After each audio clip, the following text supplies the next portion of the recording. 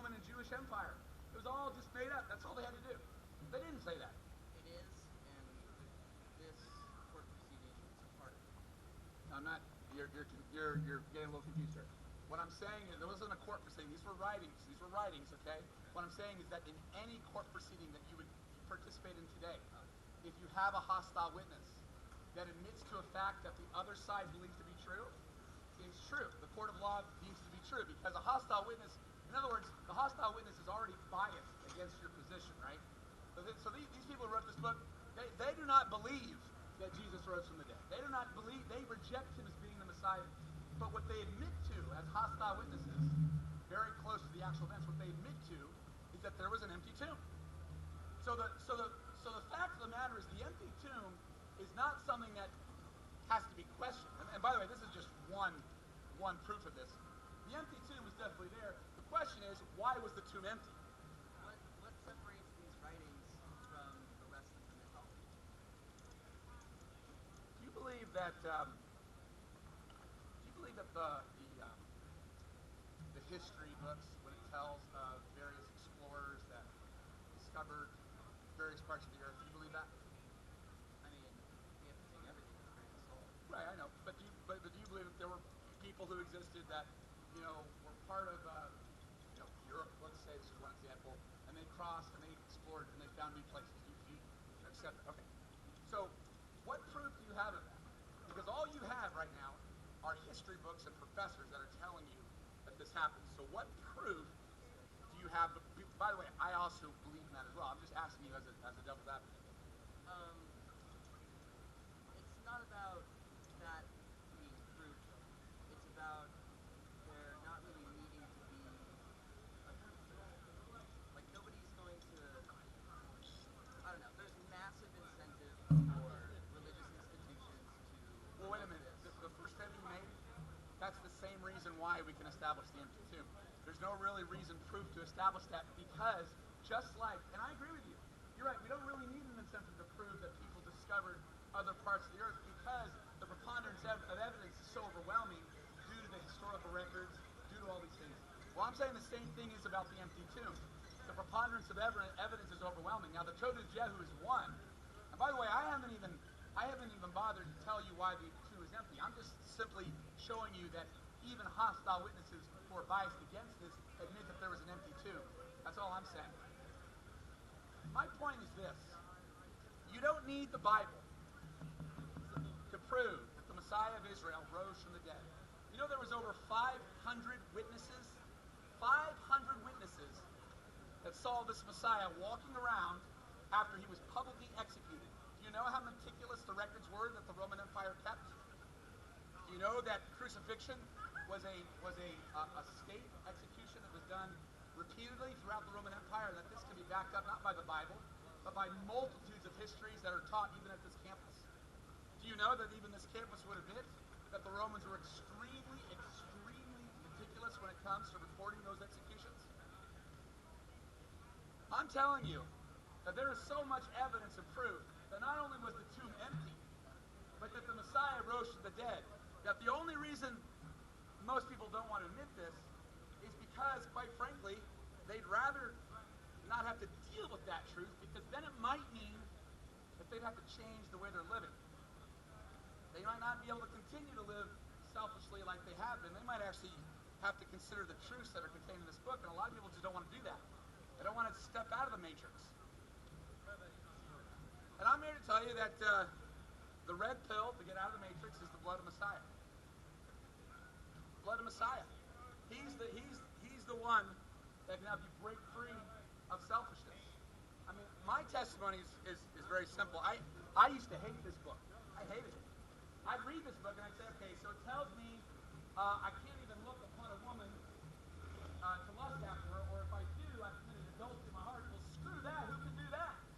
I was like, this kid is who writes this stuff? I hated it, in other words. But once I had a true living encounter with the Messiah of Israel, and my heart of sin was shattered, not only did I want to do this, but I could. I don't look after anyone to lust after them anymore. I don't bear false witness or cheat like I used to do. I don't do those things, not because of me, but because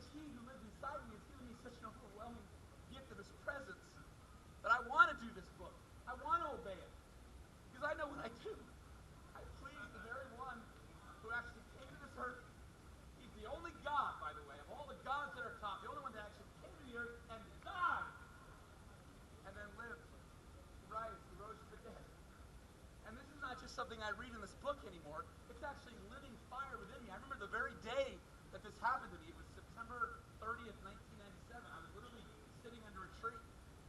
And I was reading, I think it was the book of Philippians. And it says, to live is Christ and to die is gain. And when I saw those words, to live is Christ, it burned like fire. And all of a sudden I had this revelation that it's Him living inside me that empowers me to live holy and righteously. And this cloud lifted off my face, and people who knew me forever said, Daniel, you look different. This is what the true Messiah does. This is a true and living Messiah who sets you free from all sin, every sin, and allows you to obey this book. And once you do, yeah, you'll get persecutions, but your life is so incredibly blessed because you're actually living with purpose and clarity. This is why, and this goes back to historical records, not the Bible, by the way. You can actually read of early believers that were strapped to stakes by Nero and successive emperors. They were lit on fire. And literally as the fires were licking their skin, their skin was sizzling off their bones, they were shouting out praises to Yahweh. How could they do that? How could believing Jews, there were some Jews who actually believed in the Messiah, Yahshua, Jesus. And in the 1940s, when they were led into the concentration camp into the ovens, they literally started singing in Hebrew praises to Yahweh. How could they do that? I'll tell you how they could do that. Because they had the same living encounter that I've had and that many others have had throughout history. This is a real and living Messiah that shatters through every lie, every pride, every sin, and He empowers you to live the way you're supposed to. This is the true gospel. In fact, Jesus either prophesied, and now I will quote from this book. Jesus prophesied, He said, wherever the true gospel is preached, this story will also be told. And that is, there was a woman with this alabaster jar of oil that's worth thousands of dollars in our modern day currency. She took this jar of oil. She poured it on the feet of the Messiah. She used her long hair to rub that oil under His feet. Her tears began to mingle with the oil. And she was showing her absolute adoration and love for this Messiah. And the reason I believe that the Messiah said that story would be told wherever the true gospel is preached is because she exemplifies the true heart of the gospel. Which is when you fall so in love with this Messiah, you would rather die than sin. You would rather die than sin. That's why the book of Hebrews says, have you resisted sin under the shedding of blood? This is the true gospel. And it breaks my heart, and it breaks the hearts of many others when they see the churches of America saying that, oh sure, yeah, Jesus, you can be covered in His blood and continue to live in sin. That's not the true gospel. That's why the churches in America are impotent. That's why most atheists laugh at the church, because, quite frankly, most churches are living like atheists. But that's not the true gospel. That's not what's being taught in this book. The true gospel sets you free from all sin. And not only, I don't even want to center just on the negative. It not only sets you free from sin, but it also gives you the ability to start obeying His word. Wearing the ziti, these are little jot and tittles. Even the Pharisees did. Jesus told the Pharisees, He said, I would that you would do these little things, but not leave the big things undone. Faith, righteousness, love, judgment. He wasn't criticizing them for doing the jot and tittles of Torah. What He was criticizing them for is for omitting the weightier matters of Torah. Well, that's what 21st century Christianity is doing too. They're doing parts of the Bible, but they're omitting the weightier matters as they're going after their own traditions. And we're right now, I believe, on the verge of this carpenter of Nazareth returning.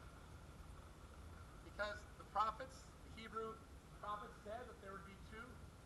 One, He would come as the suffering servant, and one, He would come as a victorious king.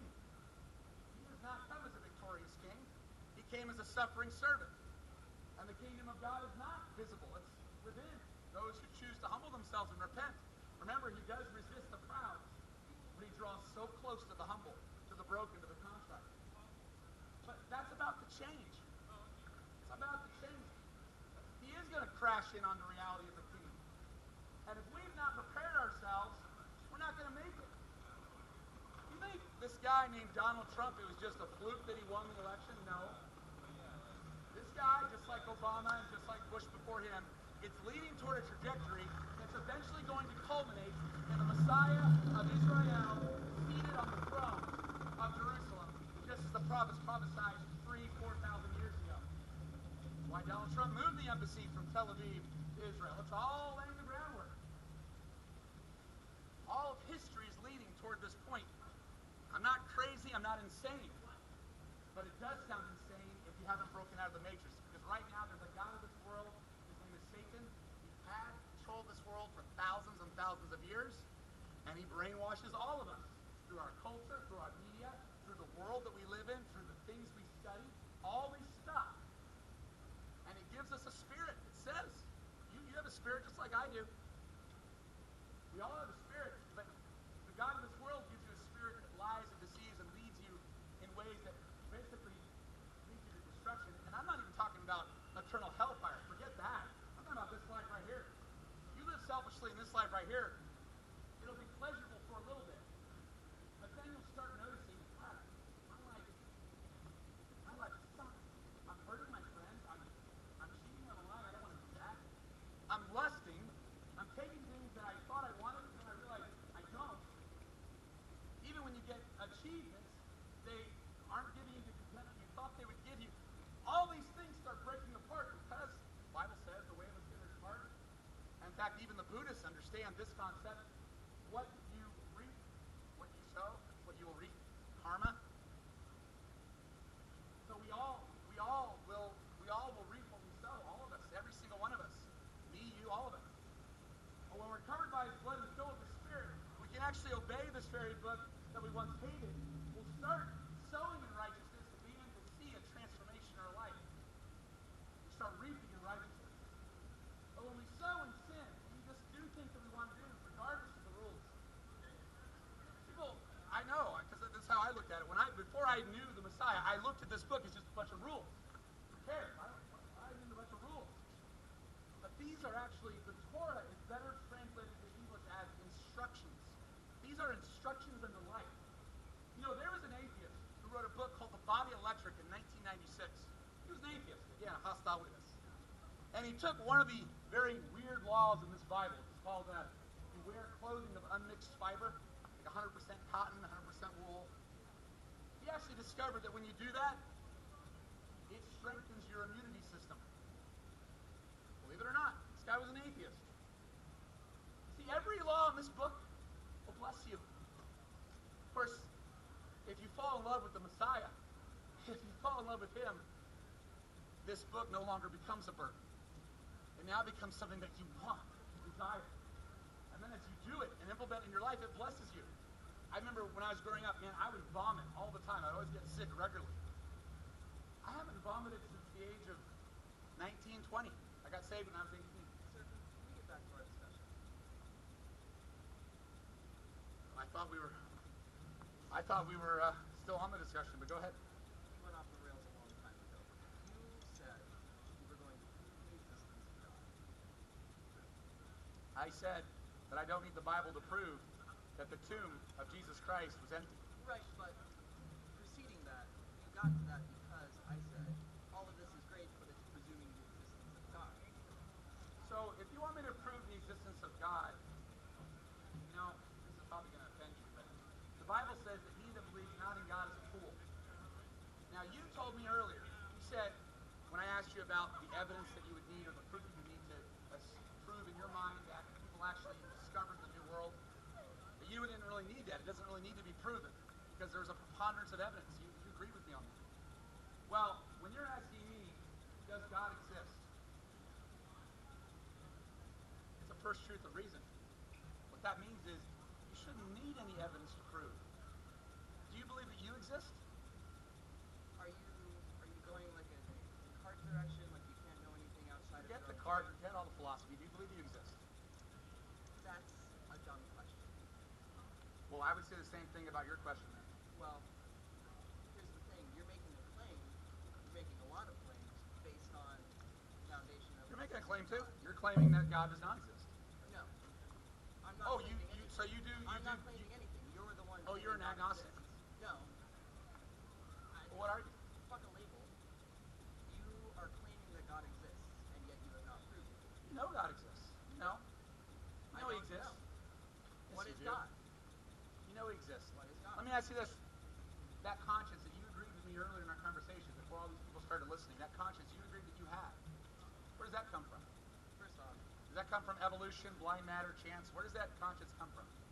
it's I mean, if evolution is electrical true, which is survival of the fittest, and I want to survive, and I want to be the fittest, then it should never be wrong to murder somebody or steal from someone or whatnot because it's survival of the fittest. There's no question that Right? human society is superseded nature.